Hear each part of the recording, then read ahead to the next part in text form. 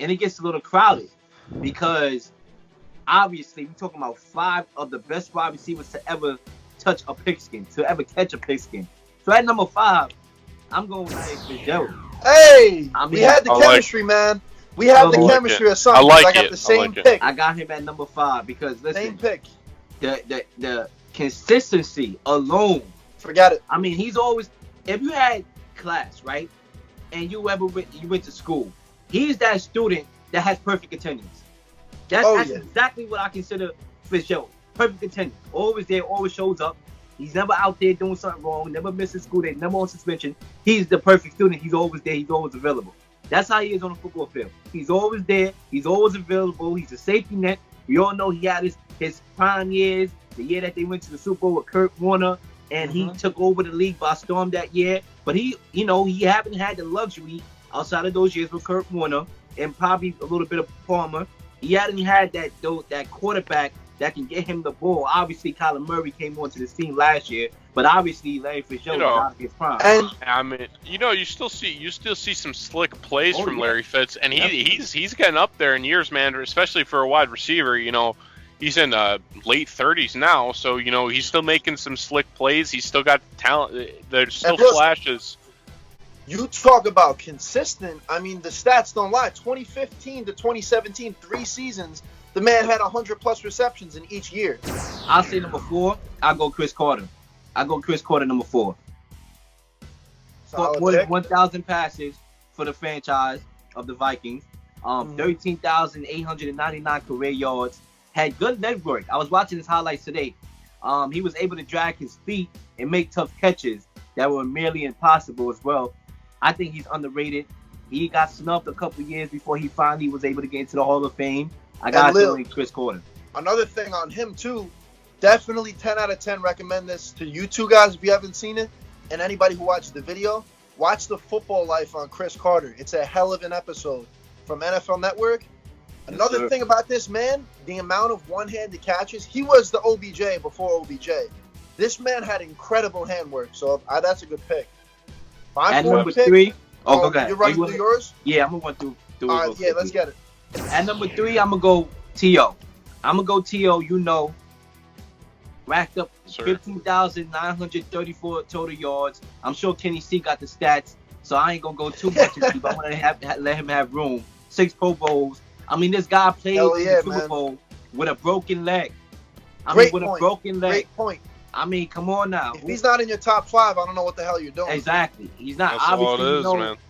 He got snubbed from the Hall of Fame for a long time. Should have been in there. But obviously, a lot of his off-the-field actions had a lot to do with that.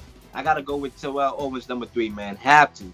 I mean, just the little scene where he stood in the middle of the Cowboy logo or whatever. And just stood there. Oh, my God. It's showtime. Throwing the popcorn. And the popcorn, the Sharpie on the football. Kenny, see, I know you know me. I know I love popcorn when I go to the movies. He was there when we saw the Avengers. I had my popcorn. Now I was tearing that joint up. I mean, come on. The brother was a show. He was a show. At number 2, I'm going to go with Randy Moss. Yep. I'm going to go with Randy Moss, number 2. All right, he's the only wide receiver other than Jerry Rice to have 10 seasons of 1,000+ yards. And obviously, he had that spectacular year with Tom Brady when he scored 23 touchdowns, the most ever by a wide receiver in a single season.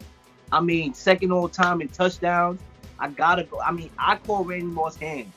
I feel like that brother can catch a ball in the pitch dark in a place there in Maryland with no lights, not like the city, no lights. He'll catch it. All right, I call him hands. There was one play where he burnt Darrell Weavers, and Darrell Weavers was in his prime. It was the Patriots versus the Jets, and he caught it with one hand. I remember that. I believe he tore Darrell Weavers' ACL that play too. You know what I'm saying? I remember that. At number 1, I gotta go with Jerry Rice, man. I gotta go with Jerry Rice, the GOAT. I mean, he had 92 catches, 1,211 yards, been to the Pro Bowl 13 times. And the reason why he's number 1 is because normally when you get to a certain age, there's something called decline. There's something called Father Time. There's something called Mother Nature. But what the brother was able to establish when he got to the age of 35 actually outshined some of the work he did in his younger year, his stats went up as well. So I gotta go with him. As a solid list, my man, and we have very similar lists. We literally would have the exact same lists, except for one player. And my number 4, I put Terrell Owens at 4, 219 games, 15,000 yards, almost 16, like you said, 153 touchdowns, second in Niners history for every major receiving category. And then he moved on to another team. So he went to the Cowboys after that, I believe. So... And he still produced everywhere he went. Hell yeah. T.O. is the man. And one season that he's with the Eagles, he goes to the bowl with them. So, and broke his leg and still balled out. And one thing I want to add to your point before you continue. Oh, yeah. A lot of people don't realize that sometimes a receiver can have all the talent in the world, but a receiver would never be great unless he has a good system. But for Terrell Owens, he was able to go everywhere and produce. That's how you know he's talented. And you got to have true heart. T.O. had a hell of a heart to play the game the way he did, and especially that Super Bowl game is a prime example. I mean, the man had 100-something receiving yards with a broken leg. So that's incredible. My number 3 guy here that shakes it up for both of our lists in terms of differences, I put Steve Largent. You know, this man, Seattle Seahawk from 76 to 89, and when he retired, he pretty much was Jerry Rice. He retired in 89. And then Jerry Rice obviously came into the league. I'm not sure the exact year. I can pull it up. 85, he came in the league. So obviously Rice took over, but look, Largent was Rice before Rice. He led every single major record for receiver until Jerry broke it. So up until that point when Jerry broke it, he was the man to beat. He had 200 games. He had 819 receptions. 13,000 yards, 100 touchdowns, and he was, like I said, number 1 in all those categories when he hung up the cleats. So he definitely was a top guy in history, and that's why he cracks my list. Because if Jerry Rice didn't come along, he'd still have the records. And that's something you got to say too, man. He put the numbers up. Somebody's got to chase after him, man. He put the marks up for people to chase after. So I mean, he's still got a standard that's tough. I mean, is Rice the only one who's passed him in all those major categories, or I haven't checked that completely, but I mean, I'm sure other players he's passed some of it. He's looking like top 5 in all those categories still. Yeah, so like, T.O. never passed his yards. Randy Moss did pass him in yards. Larry Fitz just passed him in yards. Yeah, so there's a few receivers that have beat him, but up until Rice did it. Man got inducted in the Hall of Fame, 25 years ago? So 25 years ago was his induction, not when he retired. So, I mean, you're looking at 25 years after his induction, there's only 3-4 names on the list that even come close to passing his number still. I mean, that's crazy, man.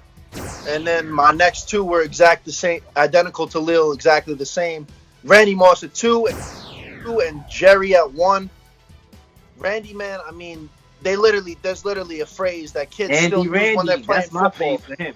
And there's a phrase when you're playing football in the backyard with your friends, you just got mossed. I mean, where else would that come from other than Randy Moss? Like, he is the coin of that term, and rightfully so, because this man was uncoverable in his time. And then my number 1 guy, Jerry Rice, undoubted, man. He's considered actually as the best football player of all time, not just receiver. Obviously, that could be debatable, but he's definitely top 3 players all time, I'd say. Jerry Rice, hell of a player, man. Top 5 players of all time. Yeah. He still leads in receptions all time, still leads in yards all time. He has 107 touchdowns. I believe that's all time. And he also has the most 1,000-yard most 1,000-yard seasons in history, 14. So the list goes on for Jerry's, man. When his record. One thing I want to say too, real quickly, is that there's a play that I always remember. This is one of my favorite times in sports. Was when the Patriots played the Giants, not in the Super Bowl. Obviously, as a Patriot fan, that was one of my worst times in sports. But during the regular season, when the Patriots was on the road against the Giants, trying to remain undefeated, and Tom Brady threw a pass to Randy Moss that was a little bit short, that Randy Moss basically dropped in a way, but it could have been better. They ran the same exact play the same exact play the next play, and they still couldn't stop Randy Moss. And that's when they broke the record too for Randy Moss catching 23 touchdowns. Yeah. Listen, man, I love talking about lists like this because I'm a big history buff when it comes to football. Like, I just love the old school gridiron, and I'm a big fan, man. So whenever we can talk about, best receivers, running backs, whatever, it's always good. Yes, sir. I got a quick question for you, too, before we move on here. Real quick. Out of the receivers we got right now, obviously, I'm going to exclude Larry Fitzgerald. He's already on both of your lists. Yeah. Which receiver right now in the league do you think can beat any of these records that, like, you got Rice, Moss, Owens, these guys? Who's the best candidate to break those records? I'll say real Julio. Quick. I'll say Julio. What about you, Kenny C?